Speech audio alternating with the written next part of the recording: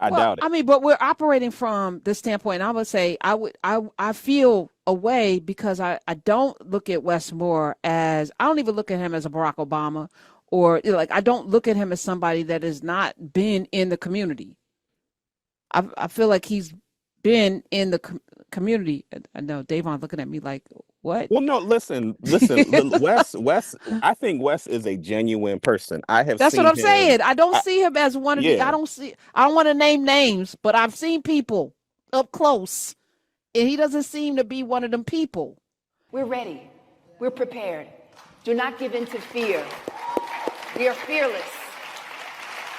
This is not the time to be afraid. This is a time to stand up and fight back and to resist any temptation for them to divide us. We're in this together. The rule of law is on our side. We will not give in, not give up. We will not capitulate. We will not bow. We will not bend. We will survive.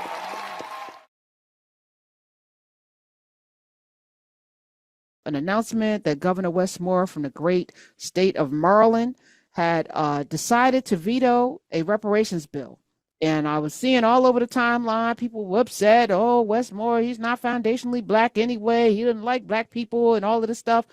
I'm going to read what he said. According to Moore, Governor Moore, the state launched several commissions over the last 25 years to study the impact of slavery. So he vetoed a bill to not study anymore, study war no more. He said the scholarship on this topic is both vast in scope and robust in scale.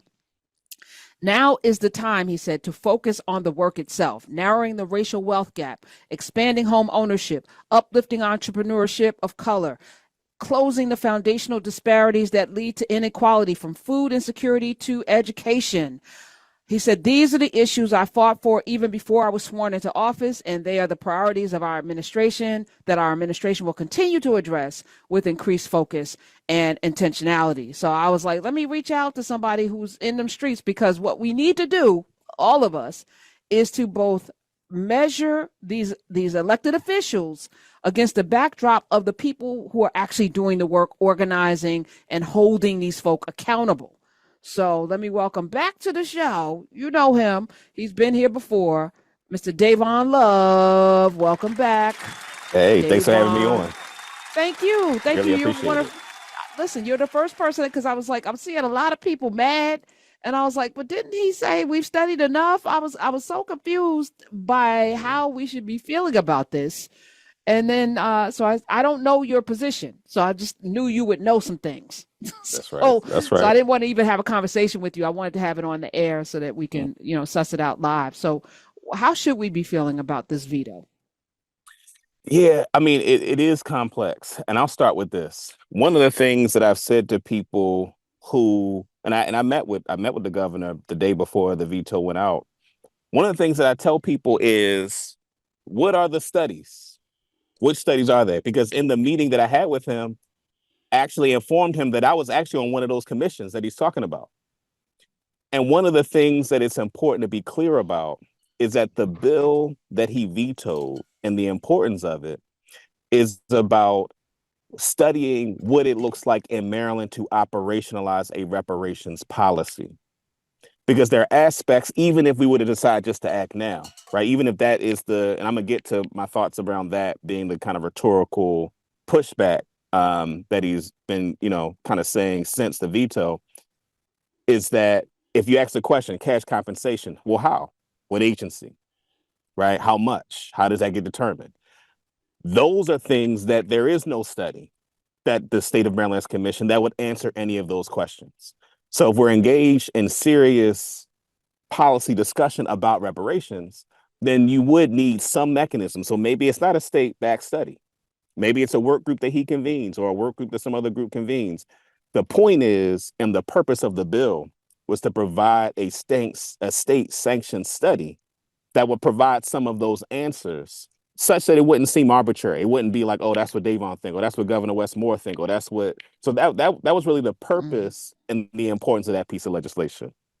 One of the other things that I want to add is, and I mentioned this both in both op-eds that I wrote in the Afro American, that we actually approached the governor in the summer of 2024 with a plan, with examples of policies that could be enacted that would move us toward reparations. That would be a reparations policy. And what we were told is that given Maryland's budget shortfall, the budget deficit that Maryland is experiencing, that the governor wouldn't want to commit to distributing more resources because they're going to have a hard enough time balancing the budget on existing priorities. So I wanted to say that first, because I think the thing that Governor Moore is strategically taking advantage of, and this is a place where, we gotta have self-awareness. I'm very clear that I represent a radical political perspective that I think the average person attributes to just doing a bunch of talking. Right. And I think that's something that I acknowledge, that I understand that a part of what is resonating is the notion that there are people that espouse, because reparations, to be clear, even though it's been more mainstream, it comes out of a radical, revolutionary, Pan-African nationalist, Black nationalist tradition. That's where the demand emerges from. And regardless of what Governor Moore says, what I'm clear about is that this is about distance from that tradition, because proximity to that tradition is something that has been harmful for people in the Democratic Party pursuing political leadership. It's similar to, for instance, the Sister Soldier moment. I'm sure people remember, right, where Clinton had to make it a point to demonize Sister Soldier at a Jesse Jackson function for the purposes of sending a clear message. And I'm not radical like them over there. And so that's my perspective of what the veto actually is about. Like, I don't think it's actually about we need to act now, because there are lots of folks who have been acting now in the direction of reparative justice for Black people. I think it's a question of rejecting the notion of reparations for political viability. That's my sense of what the veto is about. Davon Love, LBS Baltimore, Leaders of a Beautiful Struggle. I don't think that's radical. Leaders of a Beautiful Struggle, lbsbaltimore.com. As I'm thinking about this, right? Governor Wes More in Maryland is unlike any governor you've ever had before. If there were another governor, who's it, Larry Hogan? He was Somebody? the previous governor. Right. Would he have even considered this? It's like I feel like we put pressure on the person who is going to be held to a different standard anyway by all of the folk. And then it becomes doubly, and I, at the same time as I'm about to ask this question, and you already know where I'm going, I think we gave too much latitude to Barack Obama. So it's a tightrope, and it's unfortunate that we even have to have a tightrope to walk when we're just talking about resources that are owed to people who have been harmed. That's right. Yeah, I mean, so here's the thing. I think that, and let me also say, like, the FBA ADOS folks and the whole like, all that's nonsense. And I think part of the challenge is that those like myself that have this perspective on the governor's veto get lumped into that. I want to be really clear that that's the majority of people I've talked to that I'm in relationship with, and their problems with the veto are not coming from that place. And I think there's this interesting dynamic, and I've heard people pose this question. I think it's an appropriate question to pose, which is, if it were Larry Hogan who vetoed this bill, right, would many of the people that are standing behind the governor to say that this was a good position, the Black ones, would they say the same thing, right, if it were Governor Larry Hogan? I doubt it. I doubt it. I mean, but we're operating from this standpoint. I would say I feel a way because I don't look at Wes More as, I don't even look at him as a Barack Obama, or like, I don't look at him as somebody that has not been in the community.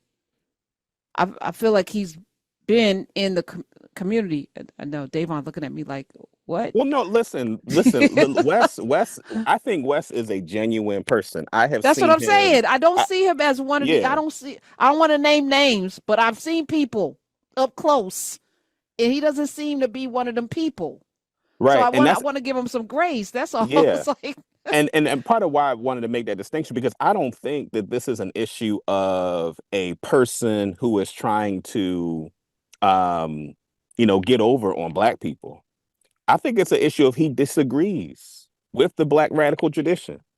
And he Okay. knows that that is popular. He knows how we feel about Malcolm X and the Black Panther Party and Queen Mother Moore.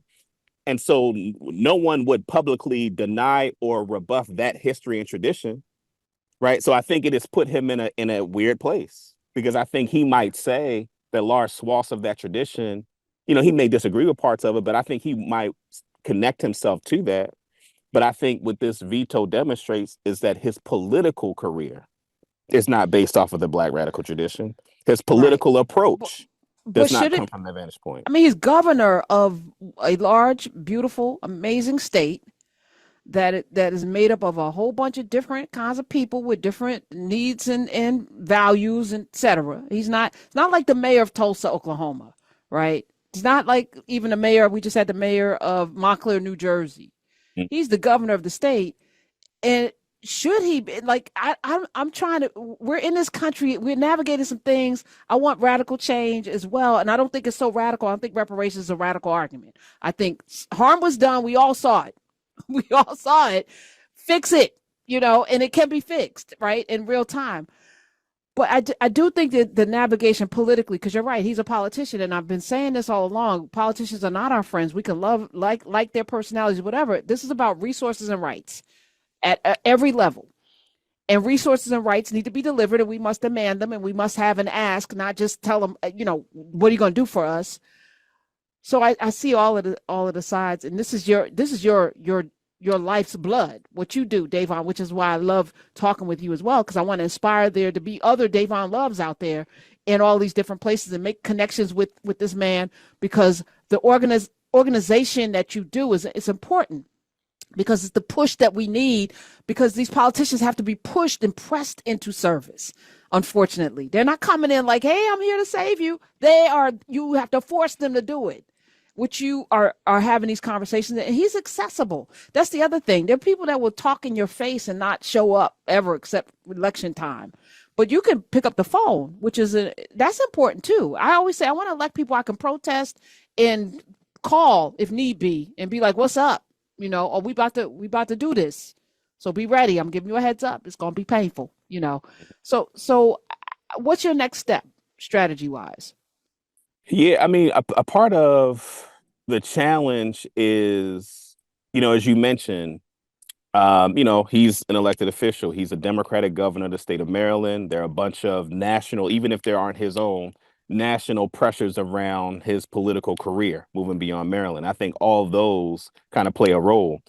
And so I would say a couple of things. One is that I think that one of the things that's been troubling for me is seeing people project things onto his political record, both positive and negative, that just aren't true to the reality.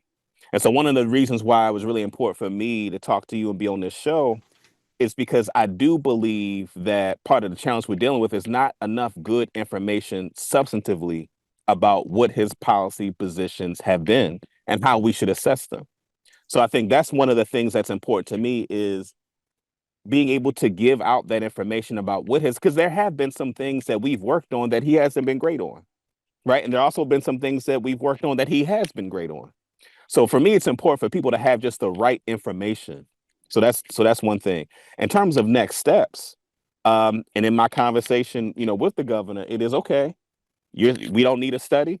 Okay, let's we're gonna put back on the table many of the things that we raised as potential policies to begin the process of reparations in Maryland, and let's see if that fervor that is reflected in the letter is truth. And that's kind of what I said to him when we met. I said, let's see, and that's the work. Now, here's my concern, and this is something that I think is really important for your listeners to give some thought to, which is that, as I mentioned, when I say radical, we're talking about like actively disrupting the system of white supremacy. There's a way that I can be explicit about that, given my position, what I do, that people for whom, in essence, were curated by a corporate core that makes it possible for people to be elected office, there's certain things that people in that position got at their limitations. So I'm very clear. What I know is that as a Democratic governor of Maryland, for whom there are larger presidential aspirations, he can't lean in to the radical politics that I'm describing and still have his ticket marked for whatever his future holds. I'm clear about that. And so so part of the demand I'm putting on the table, or the demands that I put on the table will be, okay, let's see how far we can go with this. Let's see how far a governor in his posture can go. And my hope is that people observe the demand being put on the table, see the limitations, and are clear that it's not about personality, it's not personal, it's not we just disagree, difference in opinion. It is that there's a limit to what Black people can accomplish if our strategy relies on a person in public office, of which their power don't come from us, it come from them. Right. That's There that's you the part that we got go. to be clear about. We're ready. We're prepared. Do not give in to fear. We are fearless. This is not the time to be afraid. This is a time to stand up and fight back and to resist any temptation for them to divide us. We're in this together. The rule of law is on our side. We will not give in, not give up. We will not capitulate. We will not bow. We will not bend. We will